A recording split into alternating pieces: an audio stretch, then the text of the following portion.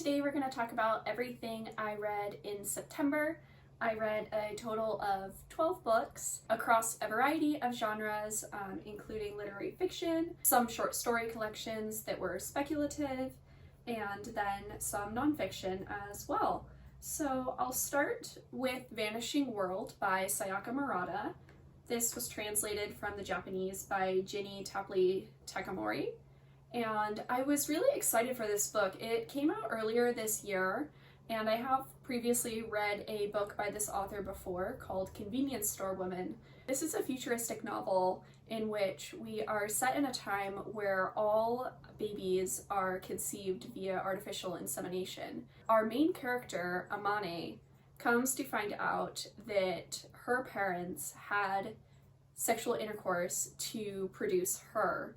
And she's really disturbed by this. She doesn't understand why they would do this, as it's basically seen as super abnormal. So she becomes aware of this fact and is becoming increasingly obsessive over this fact of her own existence, essentially. It's common in this society to have an infatuation with different anime characters or just different characters in general that children are being exposed through TV shows, and treating them as these hypothetical love interests, and it's taken super seriously, which I think is something that Murata is just extrapolating from our real world. Amane, our main character, as she's growing up, begins to have a desire to have sexual relations with different people.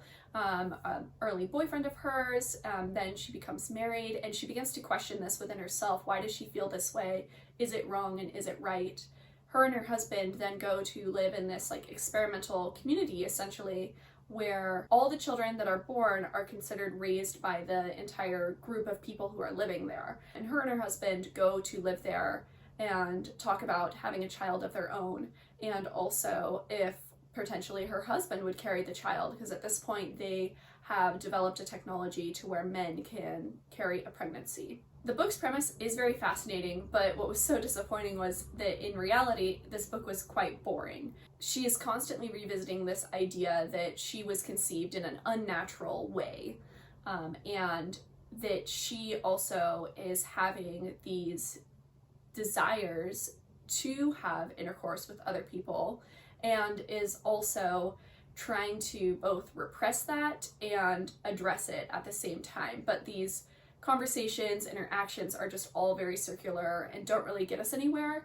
And we're also not really given a super clear, larger picture of how this dynamic and change in relationship norms and just of conceiving a baby is affecting anyone else other than Amane and her partner, essentially. So for me, this was a bit disappointing.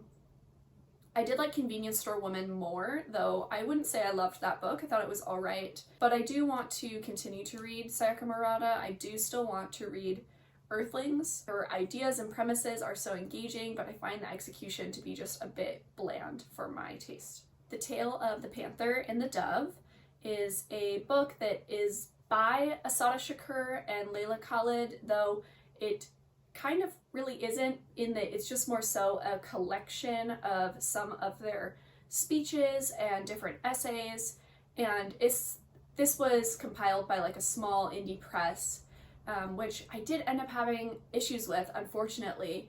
I loved the idea of this, as I find Assata Shakur and Leila Khaled both really interesting revolutionary women. Assata Shakur was a Black American woman who was a part of the Black Panther Party, who sought political asylum in Cuba. She actually just recently passed away, I think within the last couple weeks or a week ago, which is super sad, and ended up being a coincidence that I read this around earlier in the month prior to that. And Leila Khaled, she was active in Palestine, has also had to face different censorship for her actions as a revolutionary. The book that I read felt unfinished in that it was definitely not edited properly, in that there was numerous pages where sentences were being repeated and just entire sections were being repeated, just duplicated onto the next page. So that was really disappointing because it was so disorienting to read.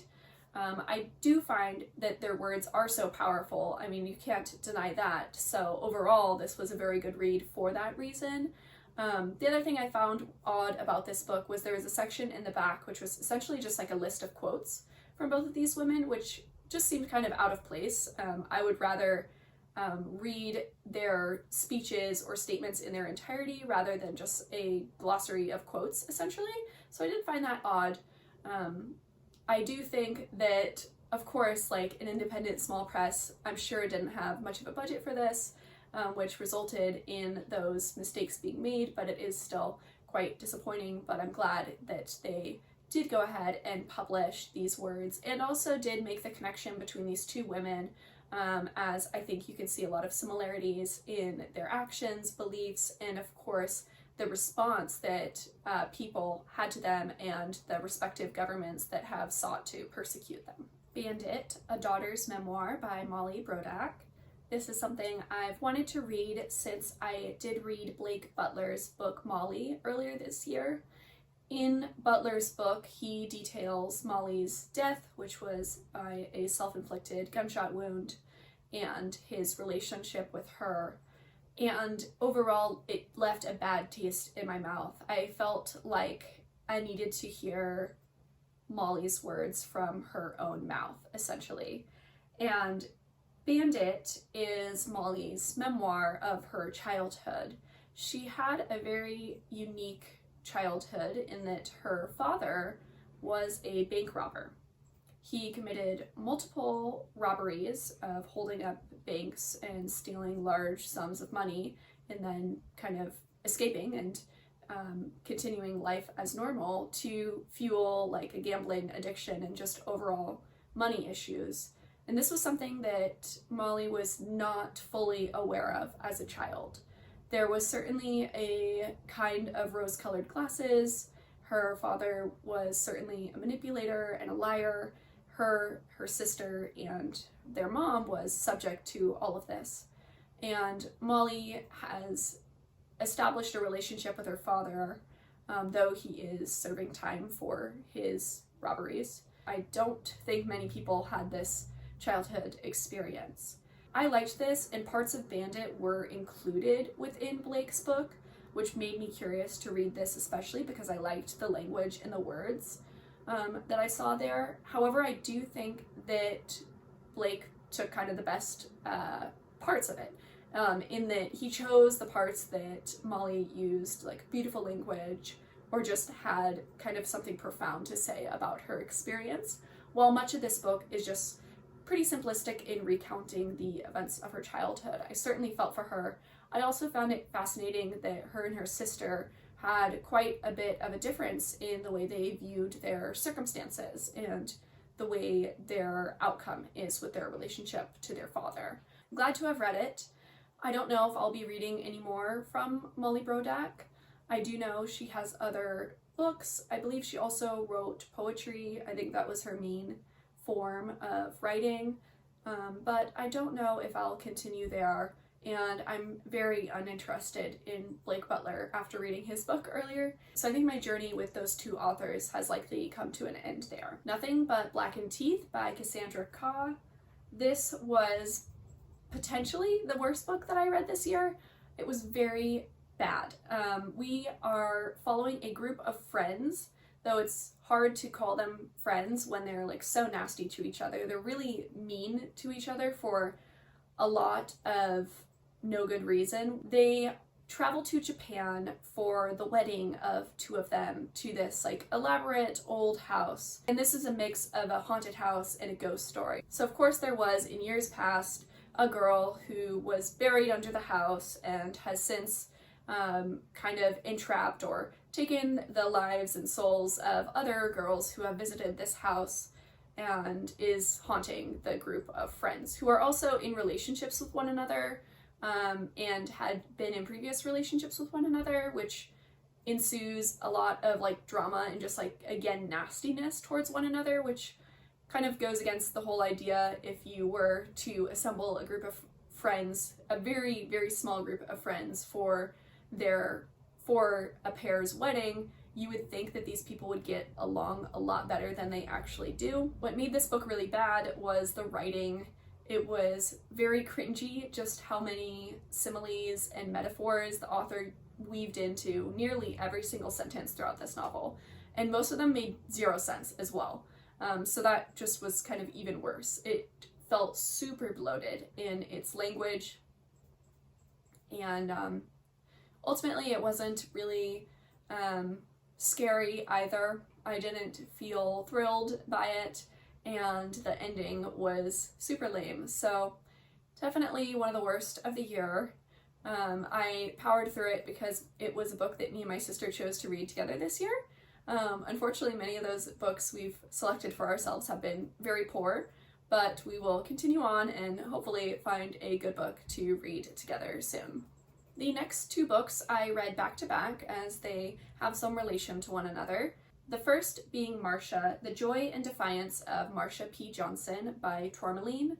This is a biography of Marsha P. Johnson, who was a trans woman and activist during the gay rights movement, was present at Stonewall, an incendiary figure who was amazing, performer, and a very important staple and icon of this era. It was really nice to see that someone wanted to take the time to do this research and to preserve her legacy in the form of a biography, because she certainly was a very amazing woman. So we begin with her childhood, which I found probably the most interesting part of this book, as it was the most new to me in terms of information. Her family that she grew up with, she had many siblings, a very close relationship with her mom. Dad was also present as well, and just kind of established the foundations of who she was, like very early on in her youth. We then get into her life in New York, the people that she was surrounded by, and this is where the biography kind of took a broader lens. It didn't focus solely on Marsha P. Johnson, but just kind of this group of iconic queer figures at the time who were taking action to defend, protect, and hopefully earn more rights than they were given. So you see people like Sylvia Rivera present and just others within the community as well. And then Marsha P. Johnson, unfortunately, was found drowned in the Hudson River. And initially this death was ruled as a suicide, though immediately that came into contention with people who didn't believe that that was the cause of death. I do recommend the documentary, The Life and Death of Marsha P. Johnson, which I believe is still on Netflix, which is a great representation of her life and also her death and the ensuing kind of controversies surrounding that. Overall, this was a good biography, though I still think it was missing some depth and more detail to it. It was very short, and there was a lot of it that wasn't specific to Marsha P. Johnson. I do think that the author addressed this in kind of subtle ways, in that many of the people who Marsha P. Johnson surrounded herself with, unfortunately, have passed away from AIDS. Johnson herself was kind of back and forth on her own memories of events at this time. So much so that it came into question if she was ever present at Stonewall, which I think you can definitively say that she was. I then read Transgender History by Susan Stryker because this was referenced in Marsha's biography, and this is a kind of overview of transgender history through kind of a narrow lens, I would say, within the United States in the last 75 years about. So I would think the title is slightly misleading, as it's definitely not as expansive as it may appear, but I did think this added to my reading of Marsha's biography. Of course, she was mentioned in there, Sylvia Rivera, and there was a great look at both kind of hubs of the transgender rights movement, one happening in New York City, one happening in San Francisco, that was happening in tandem with the gay rights movement, and also how a lot of transgender issues were sidelined as various people within the movement, particularly gay men, sought their own freedoms, like at the expense sometimes of people who were marginalized within the queer community, trans women particularly. Reading this added to my understanding of the time period, the history, the people who were involved, and this went very well with a book I read earlier this year called A Brief History of Transmisogyny, which specifically talks about what I just said, the sidelining of transgender rights, particularly of trans women. So I think that in tandem, these books together paint a more complete picture of what I was hoping to get from each of them. Hunchback by saou Ichikawa. This was translated by Barton, and it's very short. It is, I think, almost less than 100 pages. This is a very short little novella. We follow a woman who has a chronic illness. She has a muscular disease that's like degenerative, so she spends most of her time not very mobile. She uses like a motorized wheelchair. She has to breathe using a ventilator, and most of her life is kind of spent confined to her apartment. She works remotely, and she does various online kind of jobs and tasks to make some money, including writing erotica and also fulfilling her own kind of desires in her free time by expressing herself through tweets on the internet. And this book doesn't hold back in expressing one's desires. She has a desire to become pregnant. She has a desire to have sex. And this is something that is not very accessible to her due to her illnesses. So this is something that she is kind of pursuing through her like online activity, essentially. Someone takes her up on that offer, and then a very kind of disturbing ending ensues with this novel. I think many people would be disturbed by the content within this novel. I can't say that I enjoyed it, but it certainly did something different, which I can always appreciate in a novel. And I do think this is up for some awards this year, and I do think it's something that people should read. I think it is important to read from protagonists who are disabled, and this is a book that certainly does that. And our author is also disabled. I believe she has the same condition that our protagonist has. I then read 2 short story collections, the first being Good and Evil and Other Stories by Samanta Schweblin. This book just came out, and I did read an e-arc from the publisher. This was something I was highly anticipating, in that I have loved Schweblin's books Fever Dream and Little Eyes, but I'm not much of a short story person, so I didn't get my hopes up too high, and this fell right in the middle for me, as not my favorite by Schweblin, but something I'm glad to have read. In particular, there were 2 stories that stood out to me. The very first story, which is about a woman who is trying to drown herself, and she is very unhappy in her life. She lives what seems to be like a very normal and pleasing life. She has a husband, she has children, they're pretty young, and they have a happy home life. But she is deeply unhappy inside, and it's unclear how far she'll go to actually act on her ideations. The other story that stood out to me within this collection was called An Eye in the Throat, which was about a child, a young boy, who swallows a lithium battery from a small toy, essentially, that he was playing with. And the father feels deeply responsible for this occurring, and this has caused a lot of medical issues with the child, so much so that the child was unable to speak anymore, and it's very sad. And then something else happens to the child as they're a little bit older that deeply affects the parents, particularly the father. Again, there's this overwhelming feeling of guilt, and that's a theme that's pursued throughout many of the stories within this collection. I would say guilt, grief, doubt, self-doubt particularly, are all things explored within Schweblin's collection. This was not as unusual, I would say, as some of her other books. Little Eyes has more of like a sci-fi leaning, dystopian type spin on it, and Fever Dream almost feels ethereal and otherworldly in a way. These stories felt very much more set within this world and dealing with real-world horrors and fears that many of us face throughout our everyday lives. Unclean Jobs for Women and Girls by Alissa Nutting. This short story collection really didn't work for me. There was only a couple stories that I liked. Most of the other ones I actively disliked or just didn't feel like I got the point of them. And these stories lean very otherworldly. There are plenty of stories in here that are super weird, which is not unusual for Alissa Nutting if you've read perhaps her book Made for Love, which I've read, and also her book Tampa, which is not otherworldly but incredibly disturbing. I was most struck by a short story where a woman has to take on housing an ant colony within her bones.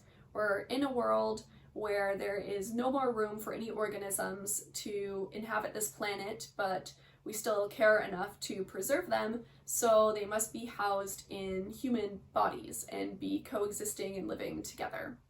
Of course, there's a super disturbing twist at the end of this, relating to the doctor who goes about this procedure with our character. And then the other story, which will also stick with me, revolves around a young girl who has an online boyfriend, and they frequently chat over the internet together, and he ends up convincing her to unfreeze her mother from a cryo chamber, essentially, that she has been kept in because she has committed some crimes. So again, another super disturbing twist at the end, which I think is typical for the stories within this collection. But overall, most of them I felt myself questioning, what is the point? This is maybe too weird for me. But again, Alissa Nutting is an author that fascinates me, and I do think I'll be continuing to read more of her work in the future. The last few books I'll just mention briefly, as I made a whole in-depth video on them regarding Italian literature. I read The Dry Heart by Natalia Ginzburg, which is a short novella from the 1940s about a woman who kills her husband.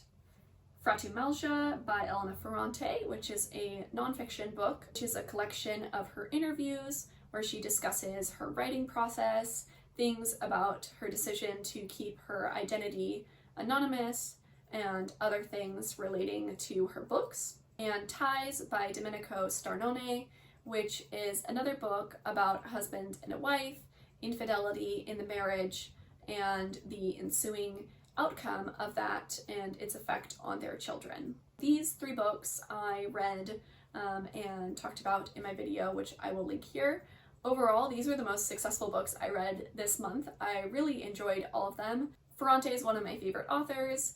Ginzburg and Starnone are people now that I'm super eager to read more of. And yeah, I felt really happy to end the month with some wins, as I felt most of this month was just kind of middling and nothing too exciting about what I was reading. And that concludes everything I read in September. I'm hoping for some better books in October, though I have to say, just a week in, I'm kind of off to a rough start, in that I'm not enjoying a ton of what I'm reading, but I'm hoping by the end of the month there will be some amazing books that I have read.